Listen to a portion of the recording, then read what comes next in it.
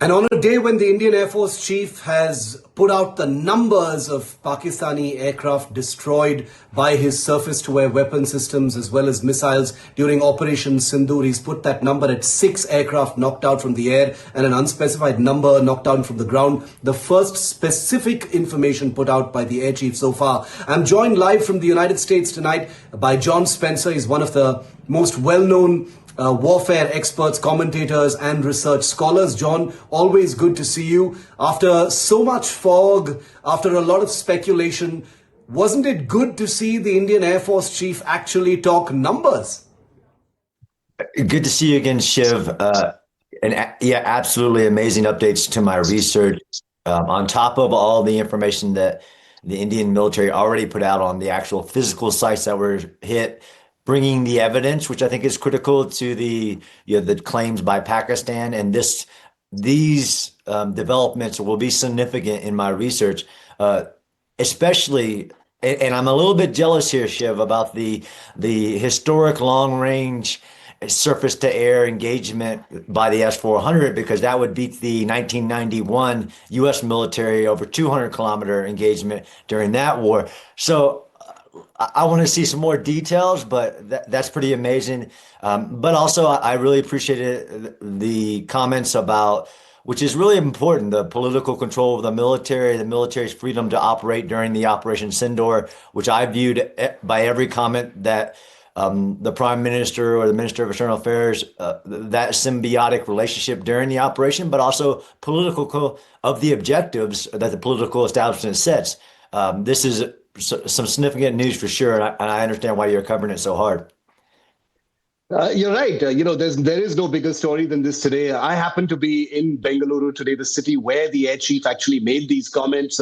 We didn't know it was going to land, because these memorial lectures are usually a pretty sober academic kind of affair, and boom comes the air chief, with the equivalent of a half-hour rain of BrahMos missiles in terms of information, because Operation Sindoor has had so much fog. You've seen some of it as well, John, so you know what I'm talking about. But yeah, you're right. The specifics is what makes the air chief's speech so important, so credible. This is an air chief, like I've been saying all day, who has routinely sort of disturbed the status quo. He's a man who kind of speaks his mind. He's rubbed the establishment, believe me, the wrong way many times in the past as well. So he's nobody's man. He is the Air Force chief, and when he says it, one usually takes it at face value. But let's unpack these things one at a time, John. 5 Pakistan Air Force fighters, and 1 large aircraft, to use the air chief's words, taken down by air defense action from the ground. He did mention the S-400 as well. I'll come to that record-breaking interception in a moment. But your words on, 6 aircraft knocked out in the air.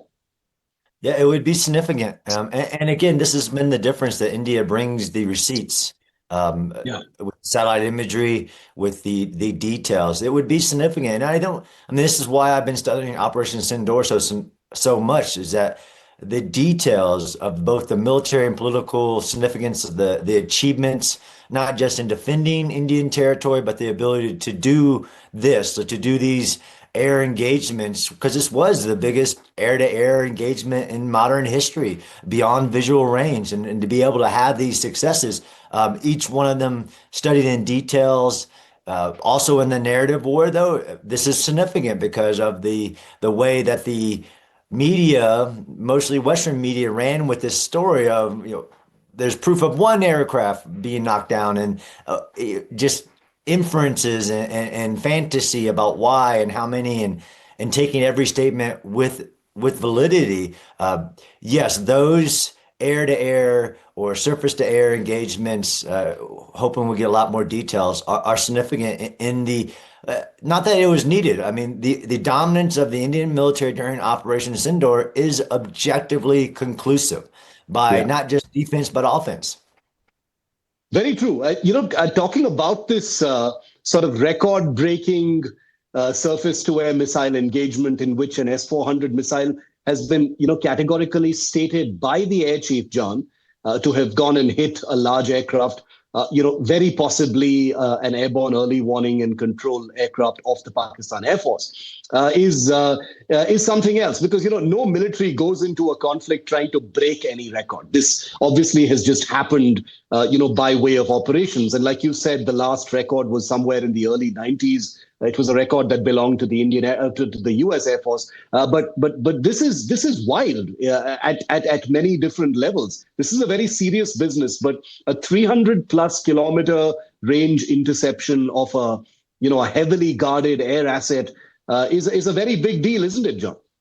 Very big deal. And like you said, the last one recorded around 200 kilometers. So I think India should capitalize on that. That's a significant military achievement if it is, which I like you said, haven't seen there not to be any credibility of statements by the marshal or anybody else, but it will be significant and to be recorded and then studied as well, because this is that transformation that I talked about with Indian military technologies. Although the S-400 is a Russian system, nothing works in of itself. All the aerial platforms, as you just talked about, an AWACS system to be able to hit things like that, but also to have that visibility, electronic, all these bits and pieces that would make this historic long range engagement possible need to be studied. Going from what happened in the air, which we're hearing for the first time from the air chief, and it's, right, it's incredible because he's put numbers to it. So far we were talking about conjecture, was it Right. 3, was it 4? Here he literally says 6 aircraft, 5 fighters, 1 large aircraft were knocked out in the air. And he says, he used the word F-16s. He used the word, it was in the plural when he was talking about aircraft that were destroyed on the ground. And he also referred to 1 other large aircraft, possibly electronic intelligence jet or a early warning aircraft also destroyed on the ground, which means that there was damage on the ground, which is something that we were reasonably sure had happened, considering the satellite images of the airstrikes on various bases. He did refer to damage on the ground. What did you make of that? So it looks like we have a clear confirmation from the Air Force chief himself that Pakistani fighters and aircraft were destroyed both in the air as well as on the ground. So something that was in the realm of speculation so far is confirmed now from the air chief. Absolutely. And validated by previous statement, but without that clarity. As the previous observations, as you have shown on TV, the satellite imagery, this is what it looked like before. This is what it looked like after. Clearly, there are things on that tarmac or in that bunker or whatever. So it adds to further validity in the statements that India's military has made about what their achievements were during Operation Sindoor. Very important. John, from a warfare perspective, from an operations perspective, these are two, professional air forces. There is one layer of the entire narrative and the atmosphere between the two countries, which is jingoistic and emotional. But when we separate all of that aside and focus on the operational aspects of it, there is a sense of how could the Pakistan Air Force have been overwhelmed so completely, right? How is it that in 4 days they were brought to the ceasefire table? How is it that they were unable to cause any damage in any kind of counter-actions? What is your understanding of it? And in what way would you say that the Indian Air Force chief's words today and the information he has put out adds to your understanding of that? Absolutely. So so far in my research isn't, I mean, there is some technology differences and that is important. Again, that's studying that military transformation that India did, and the proof is in the pudding, the proof is in the performance, the measurable effectiveness, and you can count systems. But I also understand that it is the synchronization of all the systems and the technologies. So you can have an advanced system, on both sides do have very advanced systems, but it's how you synchronize them as a joint force, right? So this has been all the DGMO and others talking together. Like none of this without the ground system, the air system, even the naval capabilities working together. And on the Pakistani side, same thing. It seems like there wasn't that integration in war is a test of everything. So there's a lot of lessons learned on that side. Of course, India learned a lot of lessons, and people think that you can have perfection, but just from an objective analysis, overwhelmingly militarily, but more importantly, strategically and politically, the achievements during Operation Sindoor, the change in strategic doctrine, the military domination, both offensive and defensive. I don't think you can discount that. India was able to not have this happen on Indian soil. Yeah. Those measurements, these statements, these very hard numbers are all a factor into, well, how could that happen? How could you not stop some of the Indian strikes on physical locations and then now we know in air platforms? Some of it's because they're not that joint synchronization that is very vital in warfare. The S-400 is being spoken about quite a bit. And, after what the air chief said today, I'm no longer surprised that Pakistan was attempting to put a spotlight on claims that it had destroyed S-400 units in Adampur and elsewhere. Those were completely disproven and debunked with real life information, of course. But as a student of warfare, I think I understand the need to have tried to play down the effects, perhaps, of the S-400. But to a specific question to you, John, the S-400 is one of India's newest acquisitions from Russia. It is a polarizing weapon because of its implications. Between Russia and the United States, but it is not some mystery weapon, is it? It's a weapon that was openly procured by India. It's a weapon that few know is in service with the Chinese as well, and therefore it is reasonable to accept that the Pakistan's military planners, its air force, its battle space management system persons would have all known about the S-400, where it is deployed in India, how it's going to be used, what its capabilities are, what those ranges are. Why do you think the S-400 would have been so effective, despite the Pakistan military knowing full well what the S-400 can do? I'm sure the Chinese must have shared some information as well.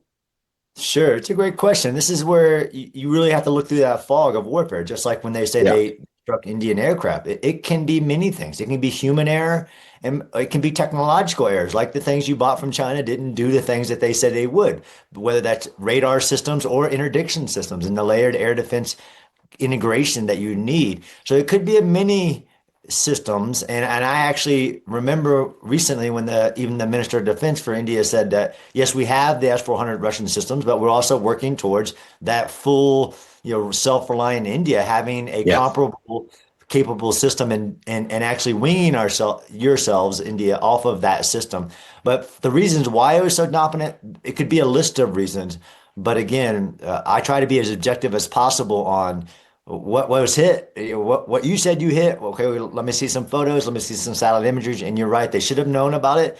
But there are a lot of surprises in Operation Sindoor that go beyond kind of the normal, surprises in the clash of two advanced militaries.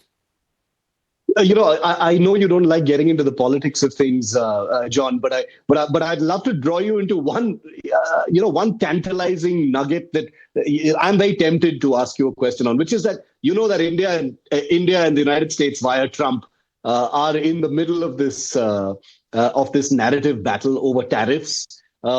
Trump, who is a character all unto his own, has upbraided India very publicly over its importing of Russian systems. It has blamed India, for being responsible for funding the Putin war machine and being responsible for the Russia-Ukraine war. And here you have the S-400 suddenly become front and center, in this speech by the Indian Air Force chief. There are all these geopolitical chess pieces moving on the board. But it is an interesting thing, I assume, even for you, to look at how a Russian system has been mentioned by the Air Force chief at a time when India's purchase of Russian equipment has become a bone of contention with the United States. You're right. I don't do the politics because it's very contentious. As I have been watching NDTV, know about how contentious it is, and I understand absolutely.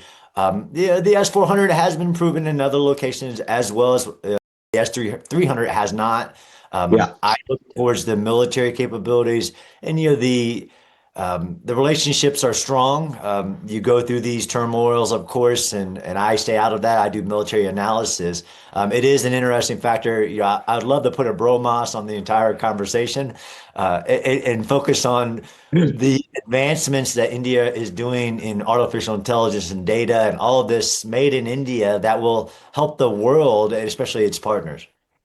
No, it's interesting that you say that because just today we broke the news earlier today that India's defense production has hit an all-time high.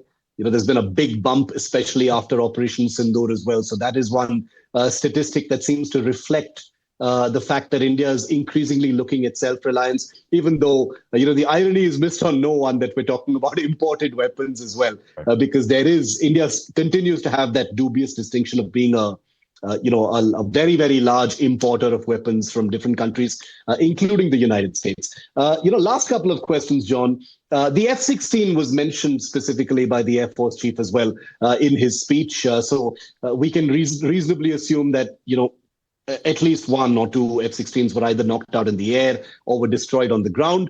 That is an aspect that becomes part of the conversation as well. It did in 2019, when the Indian Air Force had claimed that it had knocked out an F-16 in the air. This time as well, the Air Force chief is talking about it. Most people are aware that there was a kind of aircraft airframe count that was put out into the public domain in 2019. This time, there are voices now saying, oh, that hasn't come out from the United States yet. So is that a bit of a confirmation? What do you think? This is the problem with my research is, there is this, still hit, 3/4 of what you know in war is covered in this fog. Whether there's a system that's hit on the ground, which I think is more likely. I'm interested to know more and the significance of it. I mean, I won't pull it to that geopolitical, these military exchanges, of arms and things like that are normal. Yes, they come with political significance, but they're also normal. So I'm not going to give a lot of gravitas to it. Again, it's part of the conclusive kind of assessment of what was struck and what was not. It's likely on the ground systems because of some of the restrictions of flying, American-made systems against whomever. There's that aspect of it. Yeah. Riding that fine line to stay away from the political.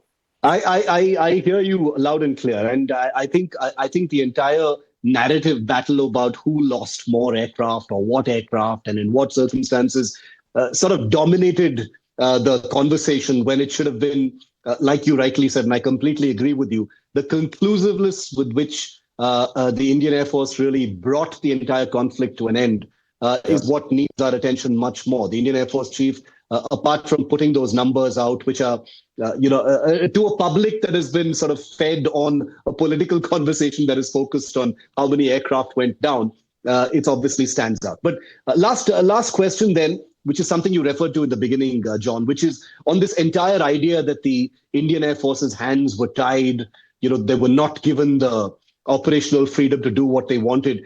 It looks like the Indian Air Force chief completely debunked that and settled that debate for one. Do you agree? Absolutely. I mean, you can get a better source of information to debunk that information than the person in charge of during the operation.